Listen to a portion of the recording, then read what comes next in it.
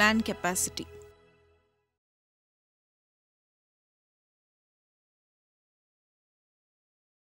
The concept of land use is related to the use of land for which land is put in a certain regions for a given period of time. Land use studies are important as they are aimed to explain the occurrence of different uses in different areas. They generally aim of explaining the constant interaction between available land resources on the one hand and human needs and efforts on the other. Land use thus is an expression of permanent struggle in which human efforts are applied to the land resources for the satisfaction of human needs. Some land is better than other land for a specific use depending on physical, economic and cultural characteristics of land to which its suitability for a particular use is related. Therefore, in agricultural geography, it is essential to understand the variations in the land use as a human reaction towards the satisfaction of human wants. The environmental factors no doubt exert an influence upon the use to which land is put. As a matter of fact, geography deals with the spatial relationship between these aspects and planning.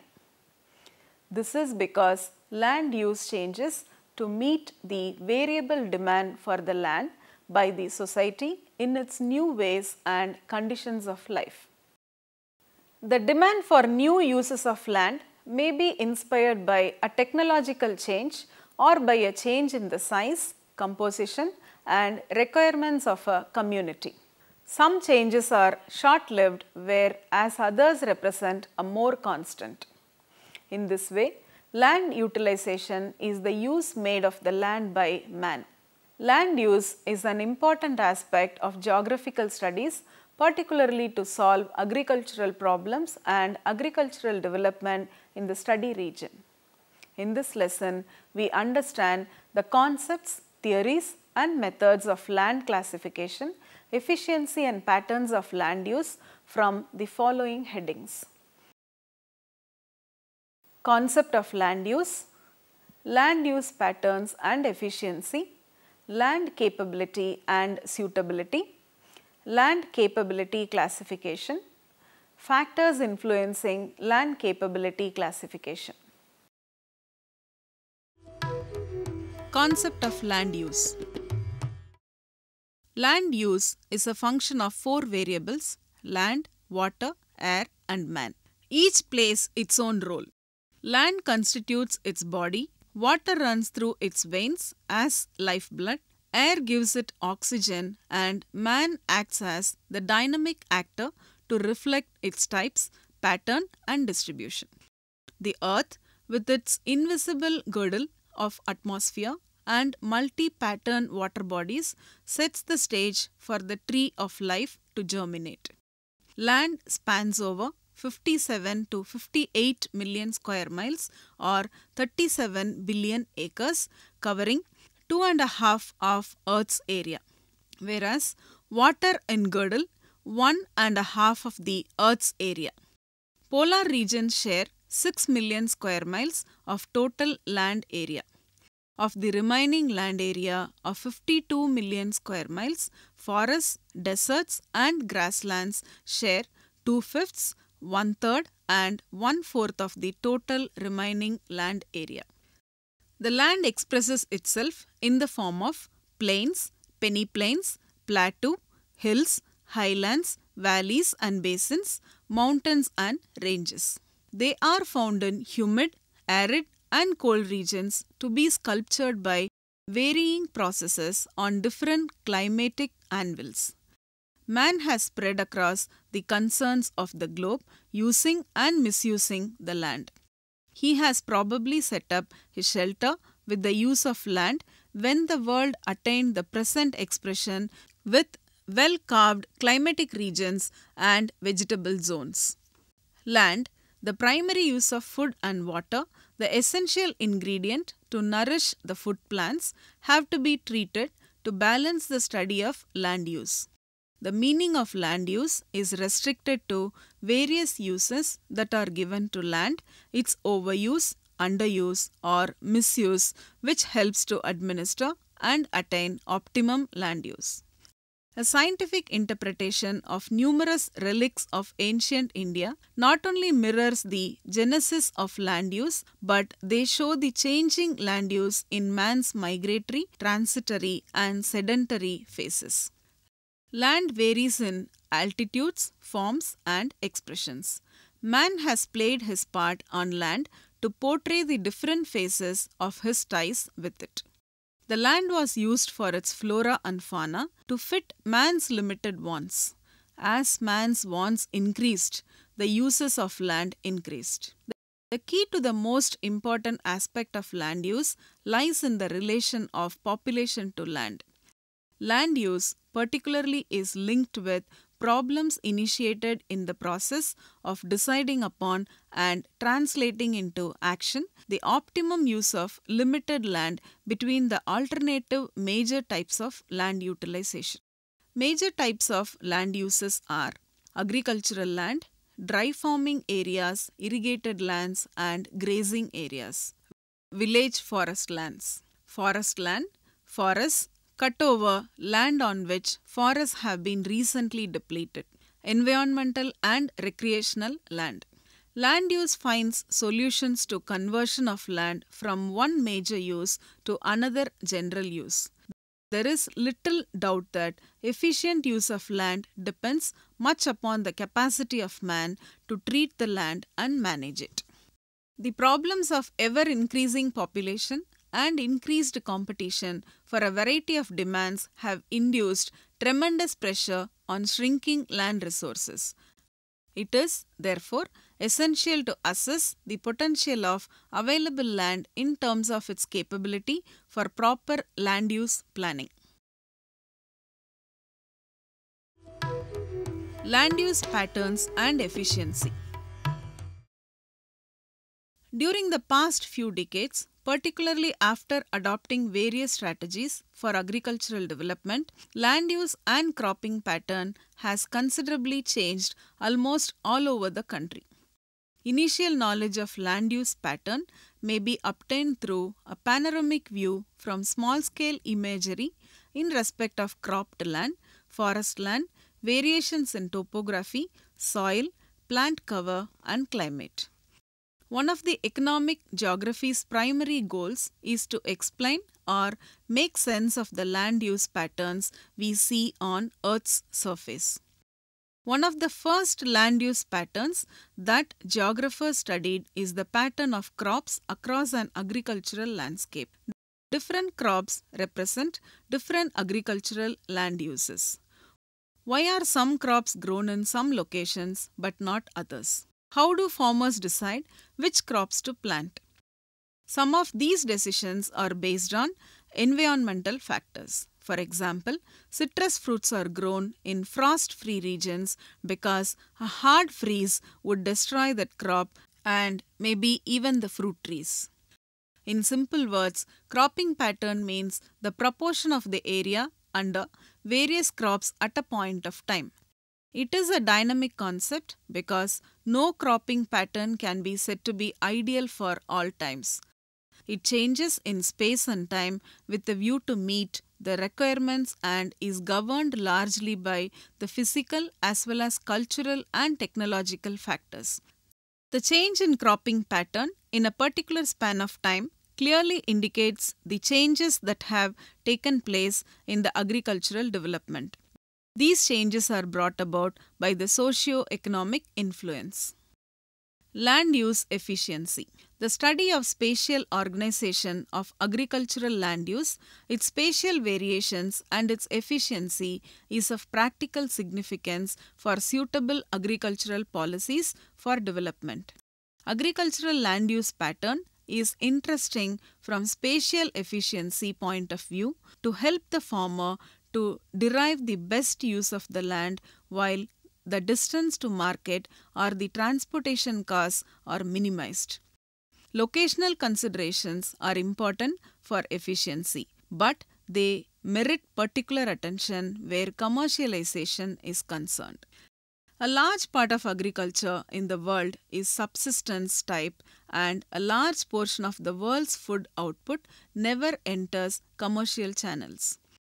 India is predominantly in subsistence farming, but even then commercial or cash crops are taken. The subsistence farming is intensive. In densely populated countries of the South and Southeast Asia, double cropping and multiple cropping are usual. The agricultural land is hardly left fallow unless necessary. Even the hillsides are not left out. A peculiar type of hill farming is done on the hillsides. Modern techniques and innovations are employed to improve production efficiency.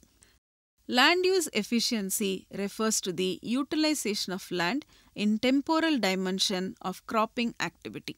The most efficiently used land is one which does not remain at all in a given unit of time, say a year.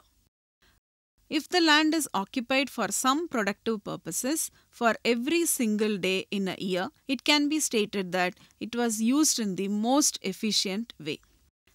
LUE is equal to number of days it is used in a year into 100 divided by 365. Land Utilization Index LUI is also used to express LUE.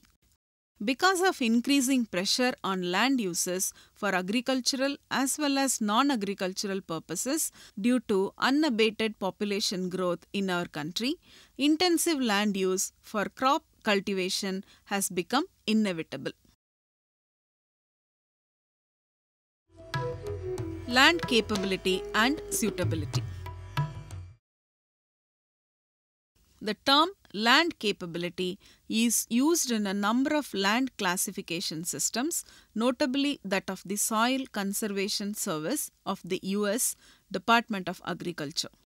In the USDA system, soil mapping units are grouped primarily on the basis of their capability to produce common cultivated crops and pasture plants without deterioration over a long period of time.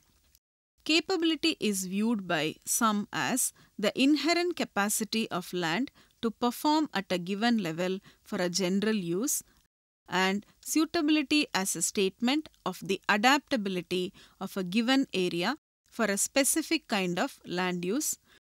Others see capability as a classification of land primarily in relation to degradation hazards, whilst some regard the terms suitability and capability as interchangeable. Because of these varying interpretations, coupled with the long-standing association of capability with the USDA system, the term land suitability is used in this framework and no further reference to capability is made. The land use, cropping pattern and crop sequences represent the end products of human behavior. Land capability classification and soil productivity and potentiality ratings based on entities such as texture and depth of soil, slope of the fields, drainage characteristics, erosion and salinity or alkalinity hazards, irrigation sources, farm management practices, etc. represent the environmental aspects. The detailed scientific investigation by agricultural geographers, which included maps of determinants of agricultural patterns, land capability classification, etc., and their analysis as well as interpretations helped planners to solve practical problems of agricultural locations. Land suitability. Land suitability is the fitness of a given type of land for a defined use. The land may be considered in its present condition or after improvements. The process of land suitability classification is the appraisal and grouping of specific areas of land in terms of their suitability for defined uses. The structure of the suitability classification is first described, followed by an account of the range of interpretative classifications recognized, qualitative, quantitative, and of current or potential suitability. In accordance with the principles given earlier, separate classifications are made with respect to each kind of land use that appears to be relevant for the area. Thus, for example, in a region where arable use, animal production and forestry were all believed to be possible on certain areas, a separate suitability classification is made for each of these three kinds of use. There may be certain parts of the area considered for which particular kinds of use are not relevant. Example, irrigated agriculture beyond a limit of water availability. In these circumstances, suitability need not be assessed. Under rain-fed, salt-affected, marginal lands and other problem soils where adoption of intensive cropping systems is not possible, various alternative cropping systems such as inter or mixed cropping and alley cropping systems were suggested. Intercropping of legumes in the crops grown with wider inter-low spacing was found an assured way of enhancing LUE and production stability under rain-fed and dryland farming. For instance, pigeon pea intercropped with sorghum and Leucaena with pearl millet appeared attracted alternatives to sole cropping. The water use efficiency WUE is the marketable yield of crop per unit of water used, consumptive use. Though water use efficiency can also be increased by decreasing and deep percolation, crop yields can be increased without significant increase in water use by selecting suitable cropping systems and adopting appropriate crop and soil management practices. Land Capability Classification. Land capability classification is grouping and grading of soils according to potential and limitation, capacity for producing agricultural crops. The method of land capability classification thus induces a systematic segregation of various types of lands according to capability of soil, degree of erosion and other related factors. It provides scientific method for conservation of land and proper land use planning. Land capability classification involves an evaluation of the degree of limitation posed by permanent or semi-permanent attributes of land to one or more land use. It is essentially a negative approach whereby the degree of constraint increases, the capability of land decreases. By combining the slope map, physiographic soil map and land capability criteria, land have been classified according to its capability. The land is divided into 8 capability classes. Each class was assigned a standard color. These 8 classes grouped in 2 land uses suitability groups, namely land suited for cultivation and other uses, class 1 to class 4. Land not suited for cultivation but suitable for other uses, class 5 to class 8. The land capability classes are based on the degree of erosion hazards and the intensity of limitations for use. Class 1 land is the best and the most easily formed land and has no hazard or limitation for use. While in Class 8 land, nothing of economic value can be produced and it may need protection and management to conserve other more valuable lands and watersheds. Class 1 land is the best and the most easily formed. It has few limitations that restrict its use. Class 2 land has moderate limitations that reduce the choice of crops. It needs simple soil and water conservation practices and requires some attention to soil management.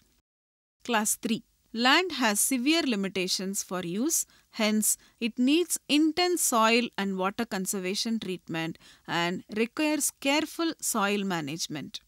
Graded terraces are made on moderate slopes. Class 4 land has a very severe limitations. The soil and water conservation practices are more difficult to apply and maintain. Class 5 land has all the characteristics of Class 1 land except for limitations of waterless and stoniness or rockiness or adverse climatic conditions which make it unsuitable for cultivation of crops. However, for grazing, pasture development and forestry, there are no limitations for use. Class 6 land has the same limitations as Class 4 land except that there are more severe and the land is steeper. Class 7 land has severe limitations for grazing and forestry. The land is very steep and very severely eroded, cut up into gullies and is either too wet or too dry. The land is best utilized under forest and permanent vegetation and for limited grazing. Class 8 lands are very steep or rough or stony or barren. To determine the land capability classes, soil texture, soil depth, drainage, coarse fragments, erosion hazards and slope are taken into consideration for study area.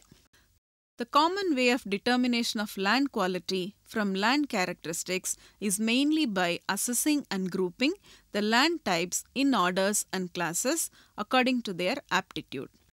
The order of suitability ranges from suitable that characterizes a land where sustainable use and will give good benefits to not suitable, which indicates a land qualities do not allow the considered type of use or are not enough for sustainable outcomes. Factors influencing land capability classification. There are three factors taken into consideration for placing land into capability groupings. Inherent soil characteristics that have a definite role to play in the behavior of soils and its management. Landscape features like slope and erosion conditions which may limit the safe and productive use of soil, and climatic factors that limit the use of land. The inherent soil characteristics are: nature of parent material gives an idea of the potential nutrient status of the soil.